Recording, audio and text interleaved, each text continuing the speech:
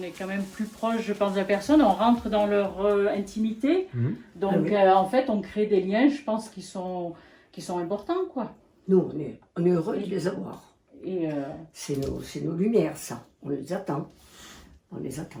Et puis, avec le Covid, je pense que la profession est devenue quand même plus valorisante, on va dire. Puisque malheureusement, à cette époque-là, au niveau du confinement, il y a beaucoup de personnes qui ne voyaient que nous, quoi.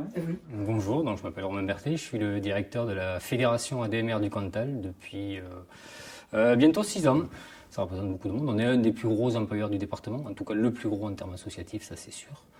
Mais voilà, globalement, c'est entre 700 et, on va dire, en période d'été, c'est 1000 salariés, donc c'est beaucoup. C'est aujourd'hui la plus grosse association en termes d'aide à domicile sur le département. On y va? Allez, tout ce que je parle, c'est...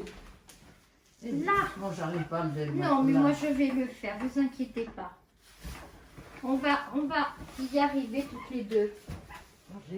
Ah oui, je me rappelle de cette période où ça vous est arrivé, oui. Oui. Aujourd'hui déjà, la première des choses, c'est de voir un peu et de lui présenter un projet professionnel, puisque voilà, le métier de l'aide à domicile a quand même évolué, la branche de l'aide à domicile a quand même évolué post-Covid, et tant mieux. Quelqu'un qui par exemple arriverait à la DMR sans qualification, sans diplôme, on peut lui proposer déjà un emploi dans un premier temps, on va lui proposer une phase d'intégration par le biais d'une formation e-learning par exemple.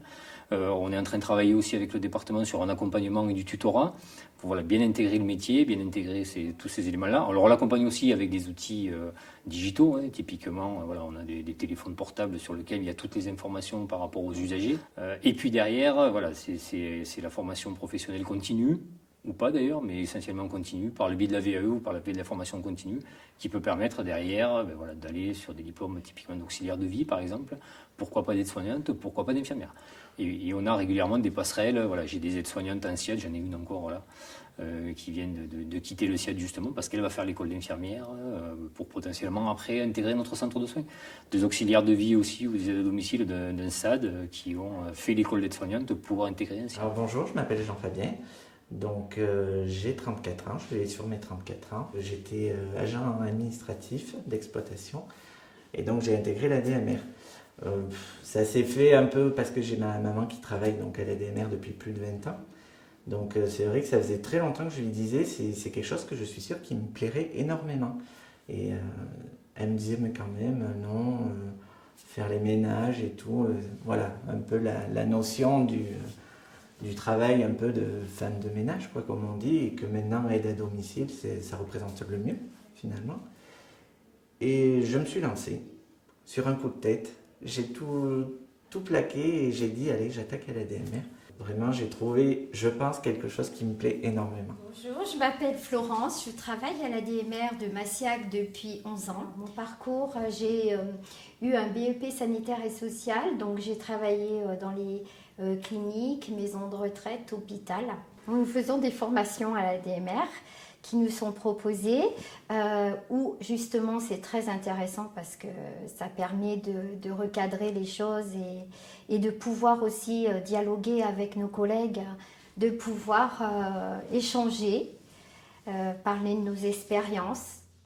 Je suis Vanessa Villard, je suis assistante de direction à la Fédération ADMR depuis 3 ans et demi. Nos salariés d'intervention effectuent de nombreux kilomètres, de nombreux déplacements au quotidien dans le cadre de leur mission avec leur véhicule personnel. Et donc à la DMR du Cantal, on a souhaité les accompagner et les soutenir dans leur trajet en proposant 2 solutions d'aide à la mobilité. Un premier dispositif qui s'appelle donc Colocoto.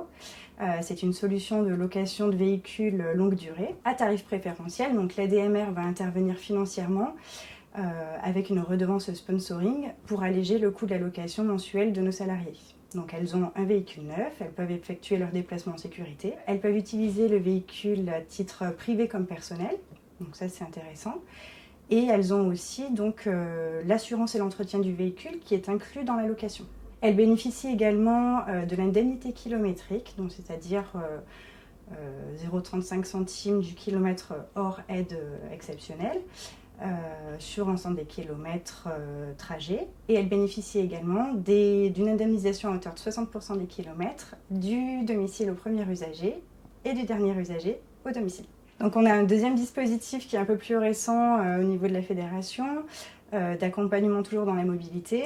On a fait l'acquisition d'une flotte de véhicules, donc 4 Peugeot 108, qui vont nous permettre de répondre à 2 objectifs. Donc un premier objectif de recrutement, c'est-à-dire qu'on pouvait avoir des candidats qui se présentaient à la DMR, qui voulaient intégrer nos équipes, mais qui disposaient d'un permis de conduire, mais pas de véhicule. Donc du coup, voilà, on a cette solution de pouvoir faire une mise à disposition temporaire d'un véhicule, dont l'objectif que la personne par la suite puisse acquérir un véhicule ou passer du coup sur le dispositif Colocoto. Cette mise à disposition temporaire répond également à une deuxième problématique que peuvent rencontrer nos salariés, une panne, un accident avec leur véhicule personnel.